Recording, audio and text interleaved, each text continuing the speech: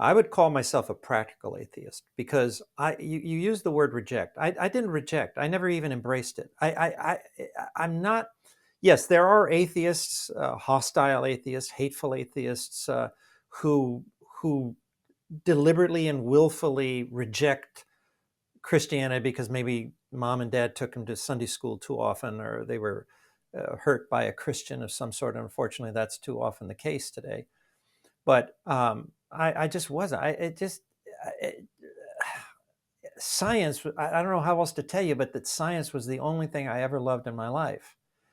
And so it wasn't like, oh, I'm rejecting this, I'm rejecting. No, I never thought of it. I never thought of God. I never thought of worshiping a God. I never thought of the supernatural world. My world was the universe, the physical universe. I just wanted to learn as much about the universe as I could.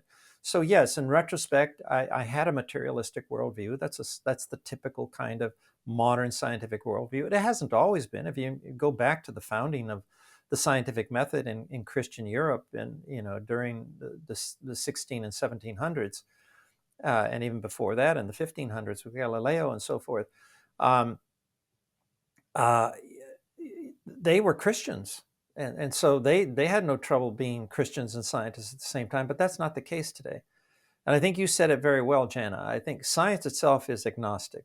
Science doesn't take sides. Science has no real opinion about whether God exists or doesn't exist. It doesn't want to get involved in that discussion. Science is a materialistic endeavor, at least modern science is now. So the only thing, if you really want to be strict about today's modern scientific method, as opposed to the one back, as I say, in the 15, 16, and 1700s in Europe, today's scientific method is very secular.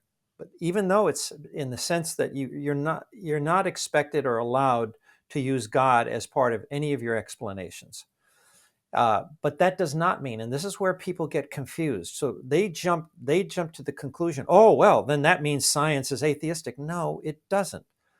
Let's put it this way: if you think of science as a game, it has certain rules, just like any game. If you're playing, pinochle or poker or whatever game you're playing, there are rules, right? And so today's rules of scientific engagement is that we all agree that the explanations we come up with, that we offer uh, uh, to explain the evidence that we gather, has to be secular.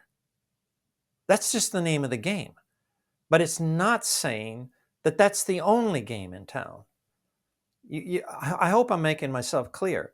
And this is where especially a lot of Christians just misunderstand, and that's why they hate science or they see science as a threat. Stop it. Science is not a threat. Otherwise, I wouldn't be here talking to you. Do you think somebody like me, who's dedicated his entire life to science, could be sitting here and telling you I'm also a devout Christian if indeed science was through and through atheistic? No. But as you say, yeah, a lot of scientists are atheists, and we could explore why. There are reasons for it. Eh, One of which is that I think that when you rely on your mind a lot, as scientists do, um, you tend to worship your mind. And if you really want to explain atheism at its core, atheism is just nothing more. And all the denominations, they all boil down to one thing. It's people, atheists are people who worship their minds. They just believe their minds will give them all the answers to all the questions they can ever think about. And I was that person when I went to grad school. And then I started asking, as I always have and I always will, asking certain tough questions.